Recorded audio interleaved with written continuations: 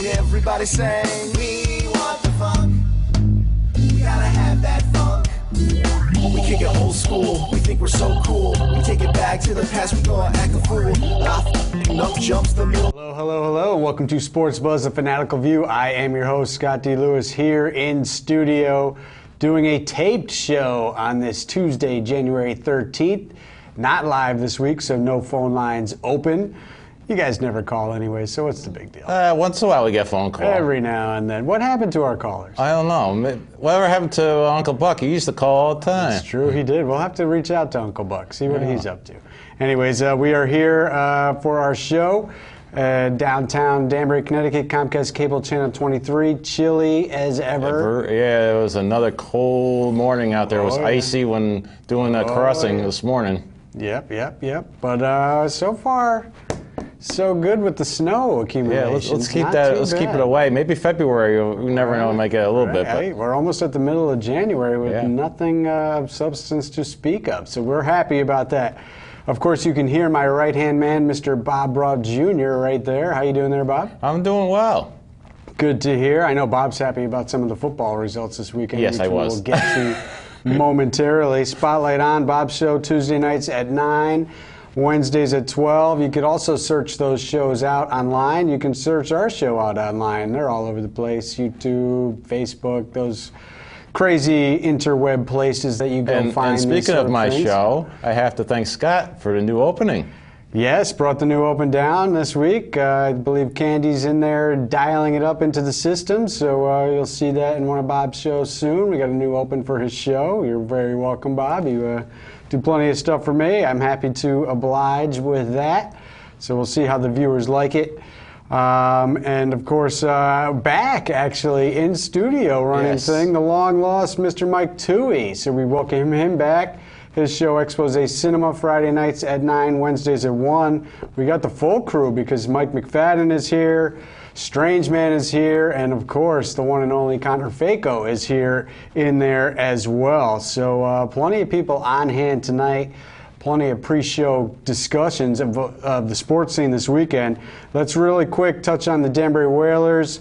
They are in first place right now. I know Bob's show Spotlight On covers a lot of this. They got a big matchup this weekend against the Dayton Demons, and there we see a nice shot. A little birthday gathering took place down there. Yes, that was for my daughter Jenna. Jenna, nice. So fans of the Whalers, maybe you too could get lucky and get a little birthday greeting from the Whalers if you head on down to the Ice Arena. Yeah, they do plenty of stuff. This weekend will be a very good one because it's for heroes, for all the fire department, police department, and EMS, fire police. Friday night, there's some fundraising going on as well. John Pettibone School, New Milford, and Great Plains School of Danbury doing fundraising on Friday night as they rematch against the team they won one and lost one to the finals, FHL Cup finals the last 2 years, Dayton Demons.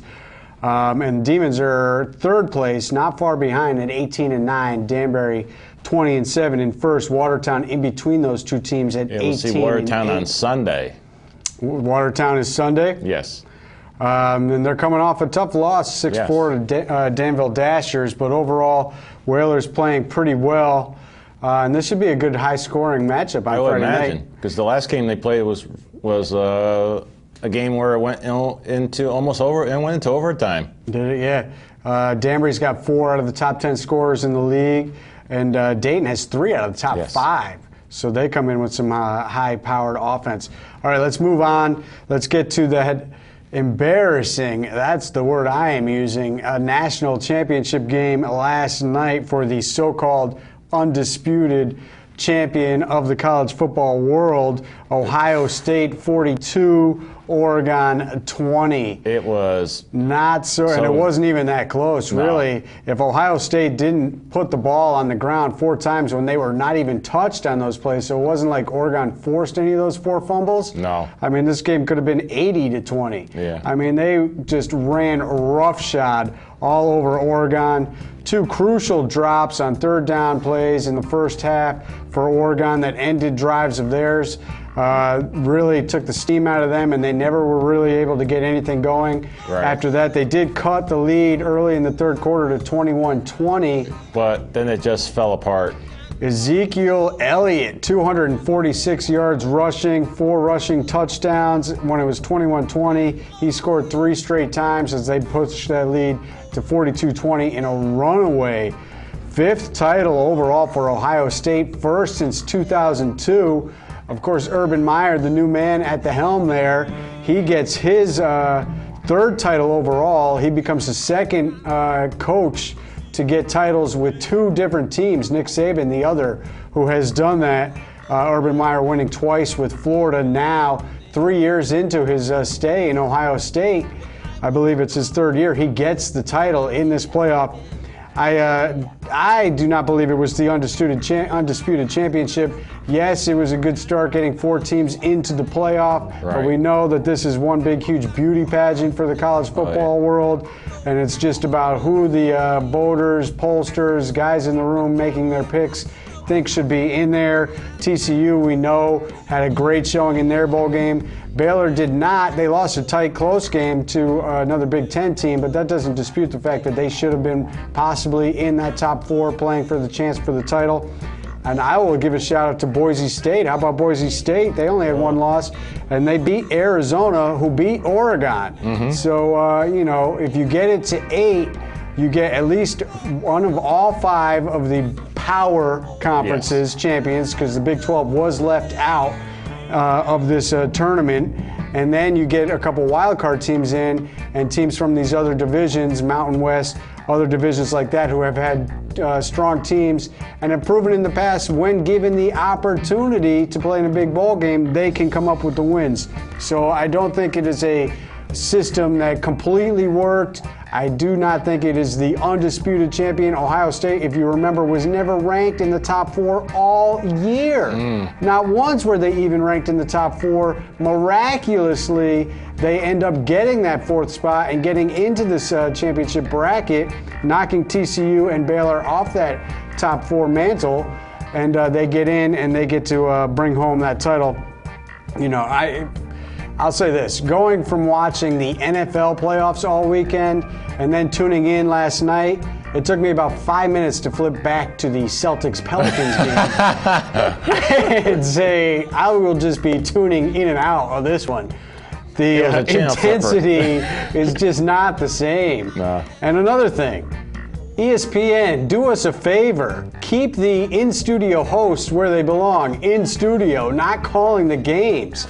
I mean, what is with the announcers they got doing the games? They are not meant to be played. This is, what's his name from ESPN, doing the play-by-play. It's his first year ever doing play-by-play, and he's calling the national championship game, and he's not good. I mean, come on. Give us some professional, long-standing announcers to call these games. I mean, oh, man.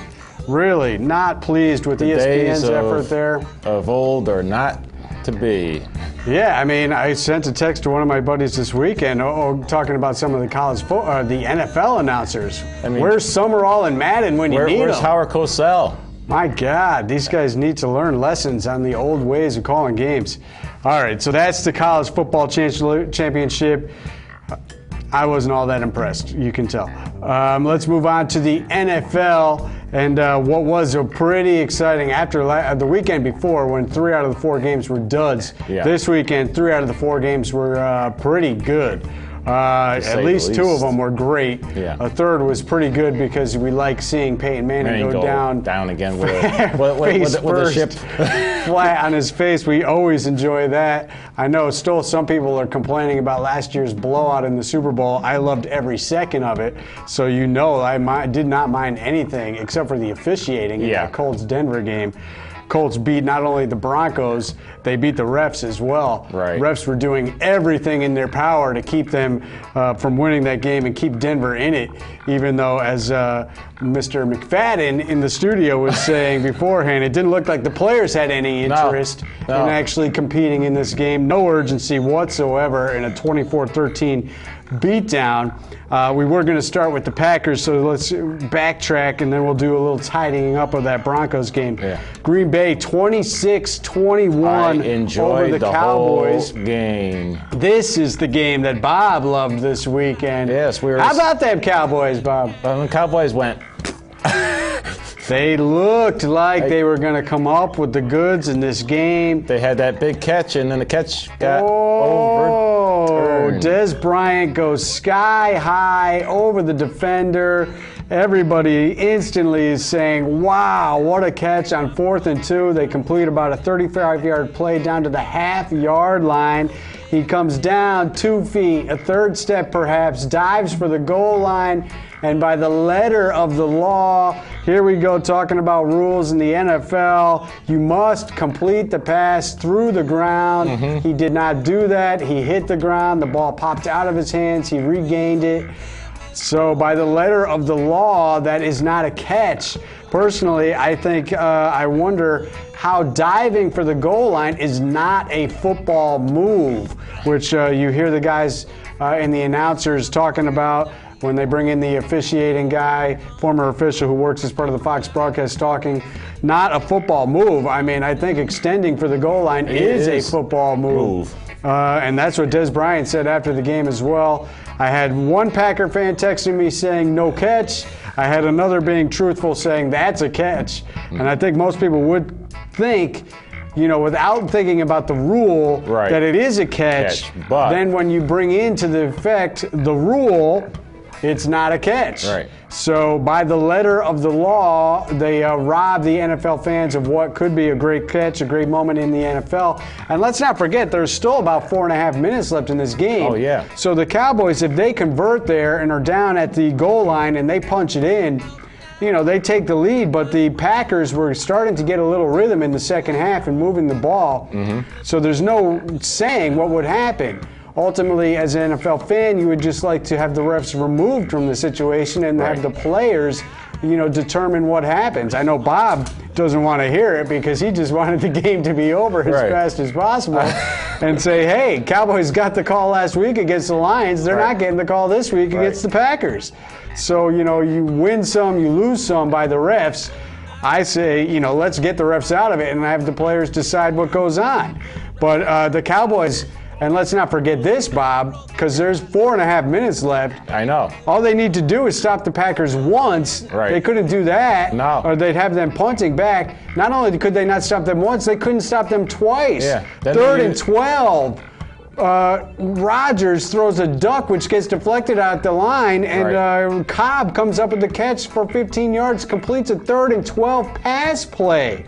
Unbelievable! And they could not get the ball back with a minute and a half. He was blinded. He couldn't. Where he saw where the ball went, it just wow. It was just a miracle throw. Other big play at the end of half with the Packers down 14-7. Huge swing in the game, 6-point swing. Cowboys driving, 3rd and 1 in field goal range, and they line up in a shotgun formation. Why are they not running the ball there to secure, you know, definitely a field goal, if not get the first down? They had about 40 seconds left, so if they run there twice even at the 30-yard line, you know, they could go for it on 4th down there to try to make sure. I mean, you got DeMarco Murray, run the ball twice, you get the first down, you get a little more yards, you get the ball closer, you definitely get a field goal to go up 17-7 at halftime. Instead, they line up in shotgun, throw a ball down the end zone that had no chance, and then they get a false start on the field goal attempt to push it back to a 51-yarder, and he misses the field goal. And with 29 seconds left, the Packers convert about 3 plays, and suddenly they're in field goal range. They get the field goal to cut it to 14-10. Huge 6-point swing right there at that game. So that was a bad play. And, you know, the other thing about the refs, Bob, the refs were just horrible all weekend once again. And amazingly enough, it's the road teams getting the calls because the Cowboys were getting calls throughout this game. Right. And they were, definitely the beneficiary. They did not get the last call with the Des Bryant catch, but as far as penalties goes, they were definitely on the favor of the Cowboys throughout the game. And, so that was, a big deal. And I don't understand what the refs are doing. In the Denver Colts game, it was, not even borderline. It was criminal what the refs were doing in that game, trying to keep the Colts from winning and keep the Broncos in the game, even though the Colts, I was actually very impressed. It was obvious Manning was going to have one of his all-time legendary dud performances, which he has made a habit of. Okay, how many times do you want to guess has he gone 0 for, as in losing his first playoff game? 9, isn't it? Oh, he is 1 and done 9 times for the legendary, supposed greatest quarterback of all time, Peyton Manning. Peyton the Pitiful, 1 and done 9 times. You want to know what Brady's record is in his first round games or first games, Bob? 9 and 2. 9 and 2. 9 and 2 compared to he's lost 0 and 9. He's gone he's out 9 times. That is unreal. And he got booed soundly and early by the Bronco fans, which I was a little surprised by. I used to live in Colorado. I have been to Mile High Stadium before and seen the Broncos in person against my Patriots on a Monday nighter. And I was a little surprised that they went after the Broncos early in this game, and they kept it up. And McFadden in there in the studio had a point before we got on the air. He saw it. We saw it. The Broncos had no urgency in this game. What were they doing? It was just like they were just there for. Every play they ran was a go route. It was like, all right, go into the huddle. You go long. You go long. I'll throw it in the air. See what happens. Right. And Manning was hitting none of those play plays for 60 at minutes all. For what? And they, the refs kept him in it. And also Vinatieri missing a field goal was huge as well, because that kept it at an 8-point game at one point in the fourth quarter, and they still could not do anything when they're getting every chance they could. And the Colts come up with the goods. They win it 24-13. So of course Andrew Luck, who takes the place of Manning in Indy, and then he faces the heir apparent there. He is the heir apparent, takes out his man Manning, who now they're revealing, possibly he was playing with a quad injury. He was hurt 3 weeks ago. He may not be back at all. I will give this credit to Strange Man, whose stat of the week was last week. I believe it was 37% completion percentage in the red zone since Manning got hurt in that game in December. Right. He didn't have to work on his percentage in the red zone because they never got down to the red zone, really. No, they couldn't find the red zone. No, they couldn't find the red zone. And okay, here's Strange Man's stat of the week. Strange Man's stat of the week is he is in hiding because today is the 13th. And we know he is a superstitious man. And he does not like to come out on the 13th, even though he is there in studio. Yes. Seems like a little bit of a cop-out, Bob. Maybe a cop-out? Maybe. I don't know. All right. We won't give him a hard time. I love 13s and 31s. So John Fox, speaking of the Broncos, fired. Yes. They also have 7 other free agents, many of which are the big-time receivers. So there could be, Peyton was non-committal about coming back next year. Yeah. 111 total passing yards for Peyton Manning. 1 touchdown pass. And by the way, that first touchdown came on a drive that should have been 3 and out. The refs gave them the conversion on they threw a penalty on what was a 3 and out situation to continue that drive, and they ended up scoring on that drive. And that was the only touchdown drive they had in the game. Right. And it was aided by a 3 and out. Speaking of the refs, the Patriots, who did play a tough game against the Ravens, Heart Attack City. I told my wife, no matter what you hear, no matter how bad it sounds, do not come into the basement. Yeah, because there might be until it's over. No, because you might hear some broken glass. Oh man, was this a game that called? But it was a game. It was at least they played their hearts out, both teams. Down 14 twice in this game. Down 14-0 in the opening half. Down 28-14 early in the second half. The Patriots resilient as ever in this game, and they did it all on the back of one Tom Brady. No rushing attempts at all, unless you count the quarterback sneak by Brady and the 3 kneel downs at the end of the game, which almost cost them because they didn't run out the clock properly at the end of the game, which led to a Hail Mary attempt by the Ravens, which just added more drama to Heart Attack City, Heart Attack Classic for sure game in this one. 50 pass attempts by Brady in this game, and they did not hand the ball off once in the second half to a running back. The only rushing attempt was his QB sneak, and that was unbelievable. And he had 7 total rushing yards, which was more than the other rushing attempts they had in the first half, which was only about 3 running attacks.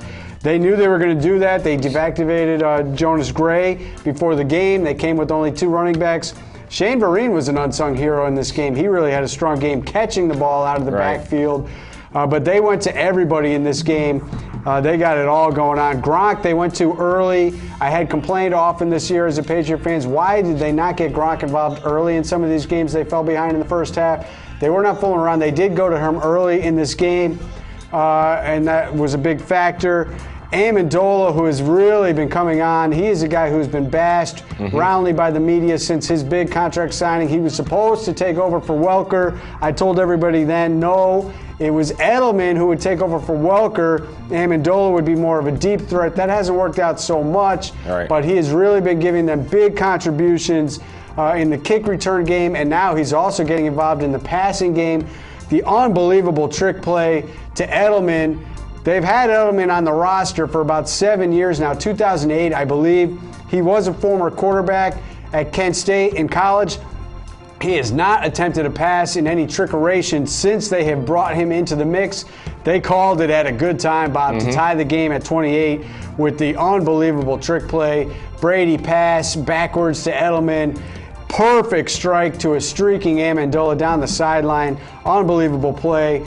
That was one of the trick plays that we saw the photo there of Harbaugh on the sideline for the Ravens losing his mind. Typical crybaby, phony tough guy Ravens, finding something to cry about in a loss. He was up in arms about the trick formations that the Patriots called, which were perfectly legal. The NFL backed them all the way. They announced who was eligible, who was not. That was a big factor in the touchdown drive that cut it to 28-21. They completed 3 passes on some interesting formations, to say the least, but they were well within their rights, well within the rules. The Ravens were not ready for it. He got a penalty, actually, for running out onto the field for that situation. So there's no love lost. We know that between the Ravens and the Patriots. Right. And I don't have any sympathy at all for the Ravens. And I really, even though they played a great game, and I know they play us tough, from the aspect that I respect the fact that when we play the Ravens, the game is going to be tough. I still don't have any respect for the Ravens because this is what they do after the game. They cry a river about some bogus stuff. Usually they cry about the refs. This time they were crying about some formations that they didn't know about and that burned them. And also, they show no respect for their opponents. I have a hard time every time I hear about, these players saying arrogance by the Patriots. They do this, they do that.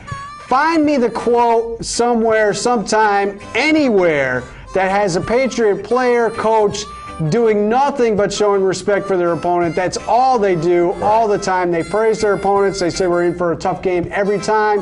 After the game, they say they played tough. All this. So T. Fizzle, not T. Sizzle, who did not show up in the stat book at all, did not get a sack, did nothing in this game, T. Suggs. 60 minutes is what I will say to you because it did not happen. 14-0, 28-14, 60 minutes, T. Fizzle. You did not get it done. You were home. The Patriots are advancing, and they are advancing to take on the Colts in an interesting turn in this rivalry, Bob, because we know the Patriots have had plenty of rivalry games with the Colts. That was with Manning. Right. We did see them last year dismantle the Colts 43-22 in the playoffs. We also saw them in Week 11 dismantle them 42-20. So the Andrew Luck so far rivalry with the Patriots has been all Patriots. They have, as a matter of fact, won 5 straight against the Colts, most of which in blowout fashion. They're 2-1 overall in the playoffs in those matchups with Manning. So we know it's going to be a tough game. I think this game will actually be tough. I was definitely impressed with the Colts win in Denver. I know that is a hard place to win. They got it done.